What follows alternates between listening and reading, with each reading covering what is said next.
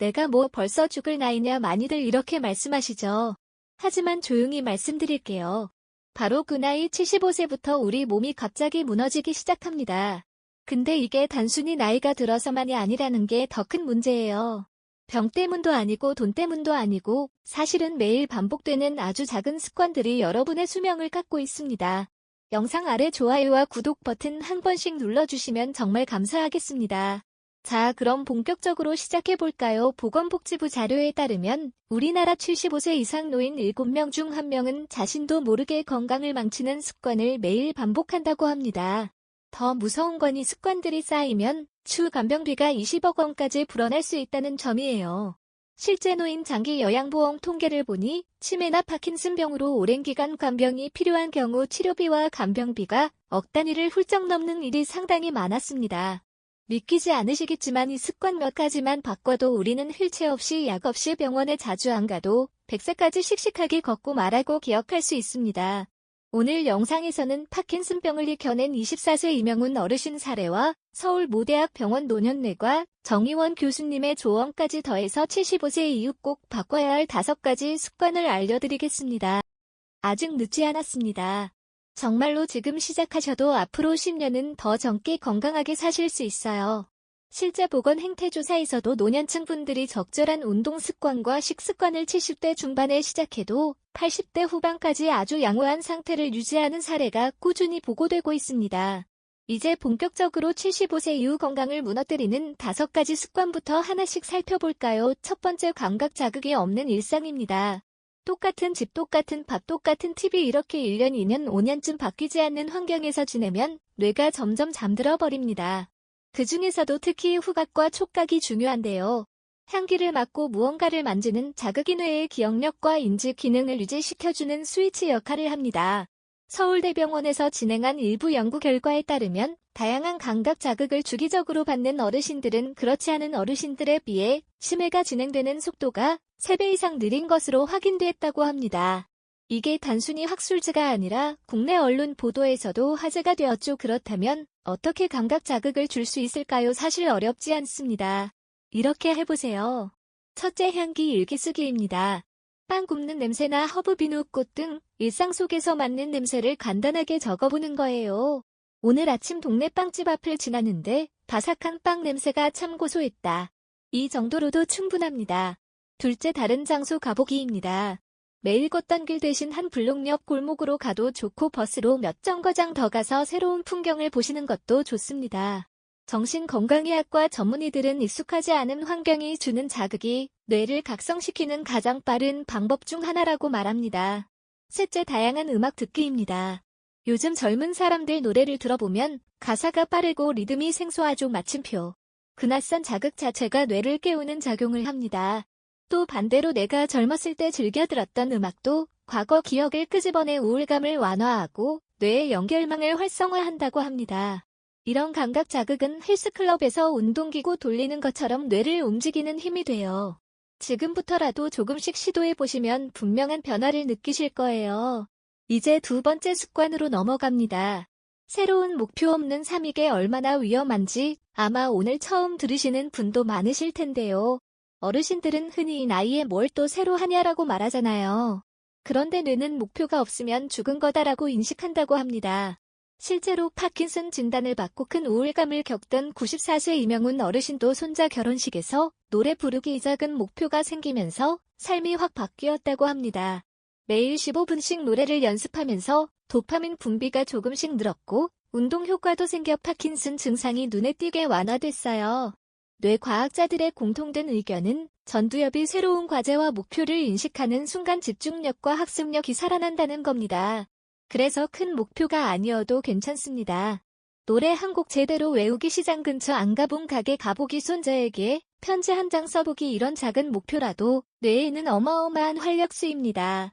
세 번째, 단백질 부족 식사입니다. 나이가 들면 육류나 단백질 음식을 잘 안 찾게 되죠. 하지만 75세 이후에는 오히려 단백질이 더더욱 중요합니다. 국내 한노인병 전문 연구에서 단백질 섭취량이 일일 권장량에 한참 못 미치는 노인들은 6개월 안에 낙상 위험이 65%나 증가한다는 통계도 있습니다. 근육이 빠르게 줄어들어 작은 충격에도 골절 위험이 매우 높아지는 거죠. 식탁을 조금 바꿔보세요.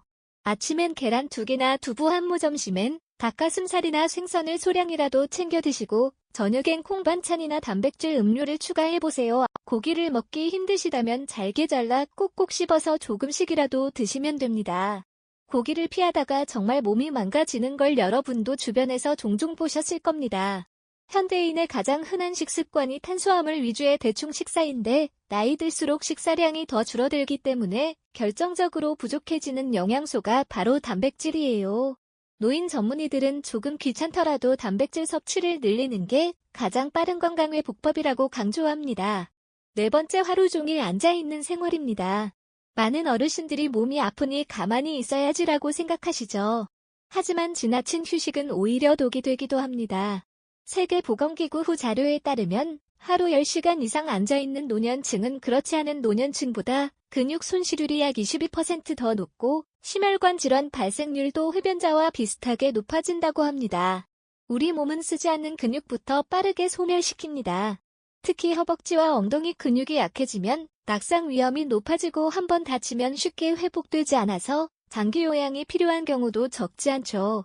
그래서 3초 근육 운동을 강력 추천드립니다. 천천히 앉기, 천천히 일어서기, 발 뒤꿈치 들었다 내리기, 이세 동작을 식사 전, 화장실 가기 전, 휴식 시간 등 하루에 3분씩 해보세요. 부담스럽지 않은 정도의 운동이 근력 유지에 아주 좋습니다. 5번째, 또래하고만 어울리는 관계입니다. 노인들끼리만 만나면 대화 주제가 항상 비슷해진다고들 하죠. 사실 그런 환경에 오래 있으면 뇌가 새로운 자극을 받지 못하고 점점 굳어갑니다. 반면에 다양한 세대와 교류하는 분들은 아이디어나 취향이 달라 계속해서 뇌가 도전받는다고 해요. 마침표.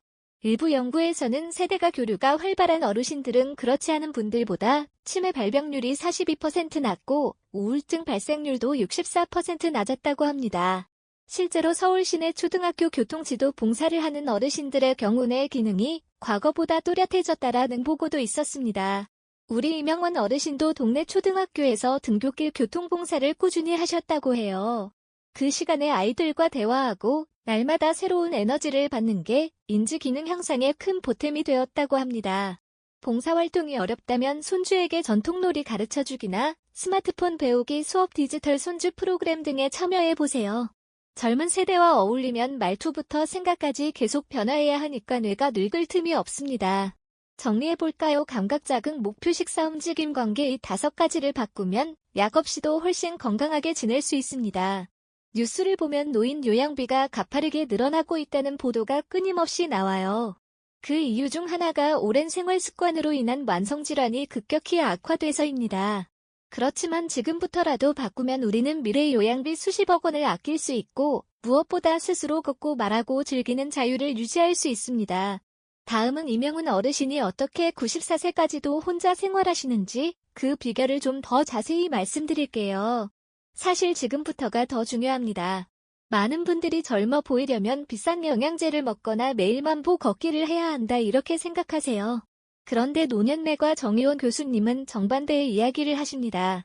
진짜 젊어 보이는 분들은 한결같이 같은 습관 3가지를 지닌다는 거예요. 마침표. 첫 번째는 잠입니다. 노년층이 수면장애를 겪으면 스트레스 호르몬이 과도하게 분비되는데 이 스트레스 호르몬이 뇌 전두엽 기능을 약화시킵니다. 전두엽이 약해지면 기억력도 떨어지고 충동조절력도 급격히 약해집니다. 결국은 먹어야 할 음식을 자꾸 먹고 안 해야 할 행동을 자꾸 하게 되는 거예요. 반대로 잠을 충분히 자면 다음날 충동이나 불안감이 줄고 몸도 훨씬 가벼워집니다. 두 번째는 스트레스 관리입니다. 스트레스가 쌓이면 뇌 속의 편도체가 과도하게 활성화되는데 이게 심해지면 화가 많아지고 욕심이 많아지는 일종의 과항분 상태로 이어집니다. 사소한 말에도 예민해지고 자극적인 것만 찾게 되죠. 이럴 때는 약을 쓰기 전에 명상, 걷기, 조용히 호흡하는 습관으로 마음을 잠시 멈추는 게 가장 효과적입니다. 세 번째는 식사 습관입니다. 단순당과 정제된 탄수화물을 자주 먹으면 뇌와 혈관이 빠르게 늙어간다고 합니다. 흰쌀밥, 빵, 국수, 떡, 단 음료 같은 음식들이 대표적이죠.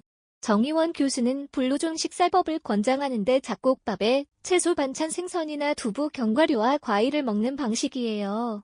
60년대 70년대 시기에 우리 부모님이 차려주시던 집밥이 사실은 최고의 항로와 식단이라는 뜻입니다. 또 정 교수는 이런 말도 했습니다. 영양제 살 돈으로 운동을 배우세요. 운동은 돈처럼 투자해야 합니다. 이게 무슨 말이냐면 30대부터 60대 단계별 운동을 미리 익혀두면 정말 수십 년 뒤가 달라진다는 거예요. 마침표 30대에는 유연성 운동을 충분히 해서 관절과 근육의 가동 범위를 늘려놔야 60대에 넘어가도 자유롭게 걸을 수 있다. 50대에는 근력 운동이 필수라고 합니다. 폐경 이후 여성분들은 에스트로겐이 급격히 줄면서 뼈와 근육이 빠르게 약해지거든요. 근력을 키워두지 않으면 골다공증 근감소증 때문에 매년 활동 범위가 현저히 줄어듭니다. 60대 이후에는 태극권이나 기공 같은 양생운동으로 천천히 낙상 예방과 뇌균형 건강 유지를 해줘야 합니다. 이건 중의학 자료나 미국 하버드 보건대학원 연구에서도 여러 차례 언급되는 내용이에요. 무엇보다 중요한 건 코어 운동이라고 합니다. 복부 엉덩이 골반 근육은 자세를 지탱하고 소화 기능도 돕고 기분 상태에도 큰 영향을 줍니다. 코어가 튼튼하면 걷기나 가벼운 등산도 큰 무리 없이 가능해지죠. 여기서 중요한 건 나이 들어서 운동을 시작해도 이미 늦었다가 아니라 지금부터라도 조금씩 배워나가면 분명 효과가 있다는 겁니다. 집에서도 쉽게 할 수 있는 안전한 코어 운동 몇 가지 추가로 알려드릴게요. 첫째, 의자에 앉아서 배에 힘주고 허리 펴기 운동입니다. 등받이에 몸을 기대지 말고 약간 앞으로 나와 앉은 뒤 허리를 곧게 세워보세요.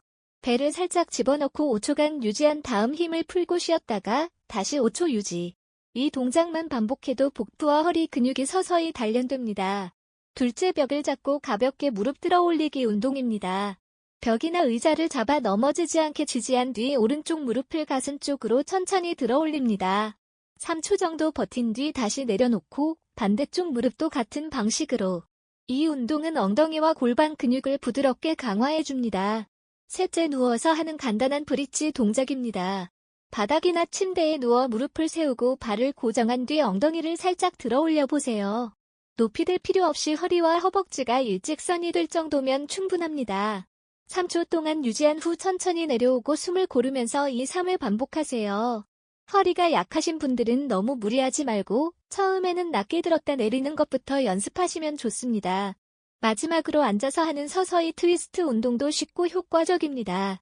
의자에 앉아 허리를 곧게 세우고 양손을 가슴 앞에서 교차한 뒤 오른쪽으로 천천히 돌면서 3초 유지. 다시 가운데로 돌아와서 왼쪽으로도 똑같이 이렇게 허리와 옆구리를 부드럽게 자극해주면 골반 주변 근육과 함께 척추 안정성도 높아집니다. 처음에는 2-3회씩만 조심스럽게 해보고 익숙해지면 횟수를 서서히 늘려가세요. 의자를 잡거나 벽을 의지해 안정적으로 진행하시고 혹시 통증이 심하거나 불편함이 느껴지면 무리해서 계속하지 마시고 잠시 쉬는 게 좋습니다. 이렇게 작은 동작들도 매일 꾸준히 반복하면 코어가 점차 튼튼해져서 일상활동이 훨씬 편해집니다. 65세에 운동을 시작해도 5년 뒤면 근력이 달라지고 75세에 시작해도 10년 뒤에 삶이 완전히 달라진다는 노인체육 연구 결과들도 국내외로 다수 발표되어 있습니다. 그럼 나는 오늘부터 뭘 어떻게 해야 하냐 궁금하시죠? 거기에 대한 해답이 파킨슨병 진단을 받고도 20년 동안 건강을 되찾은 이명훈 할아버지의 생활 루틴입니다.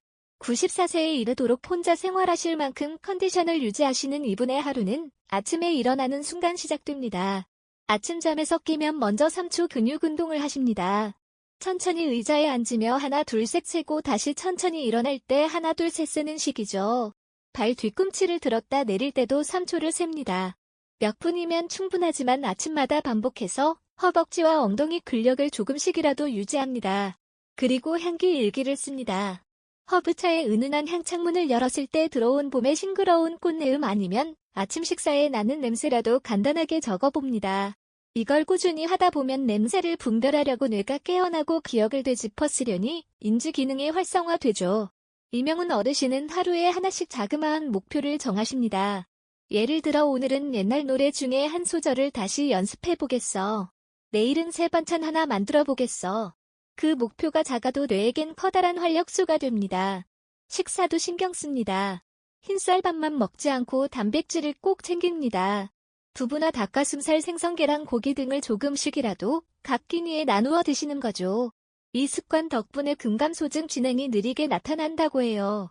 그리고 교통봉사활동 정해진 날 정해진 시간에 초등학교 앞에 가서 아이들의 등굣길을 지키는 일은 단순히 봉사를 넘어 자기 삶의 규칙성을 만드는 큰 계기가 됩니다. 게다가 손주 또래 어린 아이들과 대화할 기회가 생겨서 항상 뭔가 배울 거리가 생긴다고 말씀하시더군요. 심심할 땐 젊었을 때 불렀던 노래를 흥얼거리며 몸을 움직입니다. 큰 소리가 아니어도 익숙한 멜로디를 반복해서 부르면 기분이 좋아지고 운동 기능도 살아난다고 합니다. 도파민이 분비돼서 뇌가 더 깨우는 거죠. 정의원 교수는 이런 일상을 가리켜 저속노화 루틴이라고 부릅니다. 아주 빡빡하게 마치 로고처럼 자기 전 찬물 샤워를 하고 햇빛을 몇 분씩 쬐고 필요한 칼로리를 깎아내며 살 필요가 없다는 겁니다. 그것보다는 자신이 즐길 수 있는 운동과 식사 생활 습관을 매일 조금씩 반복하는 게 꾸준히 지속 가능하다는 것이죠. 실제로 75세 무렵부터 이렇게 바꿔도 될까 망설이던 분들도 1년, 2년이 지나면 전혀 다른 모습으로 건강과 활력을 누리고 있습니다. 무엇보다 중요한 건 실천의 문턱을 낮추는 일입니다. 마지막으로 중요한 메시지 지금 내가 75세든 80세든 너무 늦은 게 아니냐 그렇게 생각하시기 쉽습니다. 하지만 의사들도 노년건강 전문가들도 앞으로의 10년, 20년을 지금 결정할 수 있다고 말합니다. 실제 파킨슨 병으로 이미 몸이 많이 불편하셨던 이명훈 어르신도 94세가 된 지금 직접 장을 보고 밥을 해드시며 건강하게 지내고 계십니다. 핵심은 작은 습관 하나 바꾸는 것 거기서 시작된다는 거예요. 아침에 단백질을 좀 더 먹고 집에서 3초 근육 운동하고 하루에 하나씩 새로운 목표를 찾는 거. 그거면 충분합니다. 노년내과 정의원 교수도 비슷한 말을 했습니다. 지금 바꾸는 습관이 미래의 간병비 수십억 원을 막아줄 수 있다. 그게 바로 오늘 영상의 결론이자 가장 중요한 포인트입니다. 여러분 지금이 정말 큰 전환점입니다. 우리나라 통계청 발표를 보면 75세 전후가 노인 장기 요양보험 신청이 급격히 늘어나는 시기라고 합니다. 이때 조금만 다르게 몸과 뇌를 관리하시면 요양시설 대신 내 집에서 편안히 지낼 확률이 훨씬 높아진다는 거죠. 아무것도 못하겠어라며 너무 좌절하지 마세요. 처음부터 큰 걸 바꾸라는 게 아닙니다. 작은 것부터 하나씩 시도해보세요. 마침표. 그 작은 변화가 남은 10년, 20년을 완전히 바꿔놓을 수 있습니다. 마지막으로 오늘 영상이 조금이라도 도움이 됐다면 주변 분들께 공유 부탁드립니다. 특히 70대 중반에 들어서며 기운이 떨어지고 있다고 느끼는 지인들이 있다면 함께 보시고 서로 격려해보시면 좋겠어요. 건강관리라는 게 혼자서는 귀찮고 포기하기 쉬운데 누군가 함께하면 동기부여가 훨씬 잘 된다고 합니다. 어떤 분에게는 이 작은 정보가 간병비 20억을 아끼고 미래 10년을 바꿀 결정적 순간이 될 수 있거든요. 오래 사는 것보다 건강하게 사는 것이 진짜 중요하다는 것 우리 모두 잘 아시잖아요. 오늘 말씀드린 습관과 루틴 그리고 정의원 교수님의 조언을 적극 실천해보시길 권합니다. 제가 다시 한번 강조하고 싶은 건 75세는 끝이 아니라 새로운 시작점이라는 사실이에요. 지금부터 바꾸면 앞으로 15년, 20년을 얼마든지 더 건강하고 독립적으로 살아갈 수 있습니다. 94세 이명훈 어르신처럼 말이죠. 마침표. 나이가 숫자에 불과하다는 걸 함께 증명해봅시다. 여러분 모두 건강한 행복한 100세 시대를 누릴 수 있으시길 진심으로 응원하고 기원합니다. 구독과 좋아요 한번 눌러주시면 앞으로도 더 유용한 건강정보 빠르게 전해드리겠습니다. 저는 여기서 인사드리겠습니다. 함께 건강하고 더 오래 더 행복하게 살아요. 여러분 감사합니다.